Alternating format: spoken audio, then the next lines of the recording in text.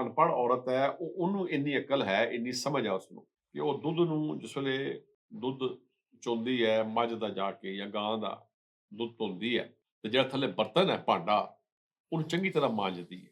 ਉਹਦੀ ਨਾ ਚੰਗੀ ਤਰ੍ਹਾਂ ਉਹਦੀ ਸਫਾਈ ਕਰਦੀ, ਲਿਸ਼ਕਾਂਦੀ ਹੈ ਉਹਨੂੰ। ਸਾਡੇ ਪਿੰਡਾਂ ਥਾਵਾਂ 'ਚ ਤੇ ਪਤਾ ਖੁੱਲੀ ਖੁੱਲੇ ਵਿਹੜੇ ਹੁੰਦੇ ਨੇ, ਖੁੱਲੀ ਧੁੱਪ ਅਸਮਾਨ ਧੁੰਦੀ ਹੈ ਤੇ ਉਹ ਉਸ ਭਾਂਡੇ ਨੂੰ ਅਸਮਾਨ ਵਾਲੇ ਪਾਸੇ ਰੱਖਦੀ ਹੈ, ਧੁੱਪ ਵਾਲੇ ਪਾਸੇ, ਤਾਂ ਕਿ ਜਰਾਸੀਮ ਮਰ ਜਾਣ ਉਹਦੇ ਚੋਂ, ਠੀਕ ਹੈ।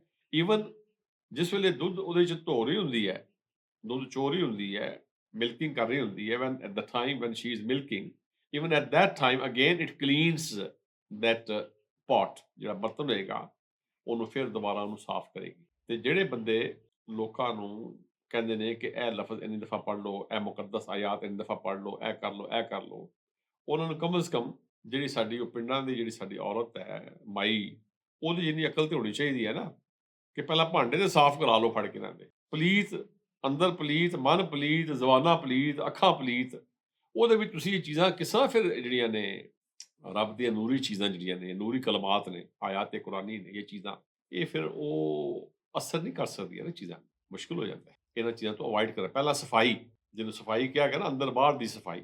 ਬਾਬੇ ਤੇ ਇਹੀ ਕਹਿੰਦੇ ਨੇ ਕਿ ਅੰਦਰ ਦੀ ਸਫਾਈ ਕਰੋ, ਬਾਹਰ ਦੀ ਸਫਾਈ ਕਰੋ। ਜ਼ਿਆਦਾ ਜ਼ੋਰ ਸੂਫੀਆ ਕਰਾਮ, ਸਾਡੇ ਜਿਹੜੇ ਪੰਜਾਬੀ ਸੂਫੀ ਵਿਜ਼ਡਮ ਹੈ, ਜਿਹੜੀ ਬਲੈਂਡ ਹੈ ਦੁਨੀਆ ਜਹਾਨ ਦੀ ਸੂਫੀ ਵਿਜ਼ਡਮਾਂ ਦਾ ਇਕੱਠਾ ਕੀਤਾ ਹੈ ਪੰਜਾਬੀ ਸੂਫੀ ਵਿਜ਼ਡਮ।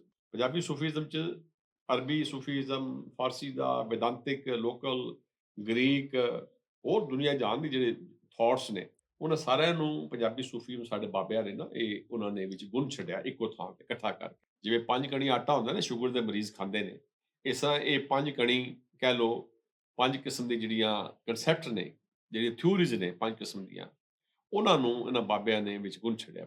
ਉਹ ਇਹ ਕਹਿੰਦੇ ਨੇ ਕਿ ਪਹਿਲਾਂ ਜਿਹੜਾ ਮਨ ਹੈ ਇਹਨੂੰ ਸਾਫ਼ ਕਰੋ। ਮਨ ਸਾਫ਼, ਉਹ ਪੰਜਾਬੀ 'ਚ ਬੜੇ ਅਖਾਣ ਡਾਢੇ ਨੇ, ਉੱਤੋਂ ਮੀਆਂ ਤਸਬੀਹ, ਵਿੱਚੋਂ ਮੀਆਂ ਕਸਬੀ।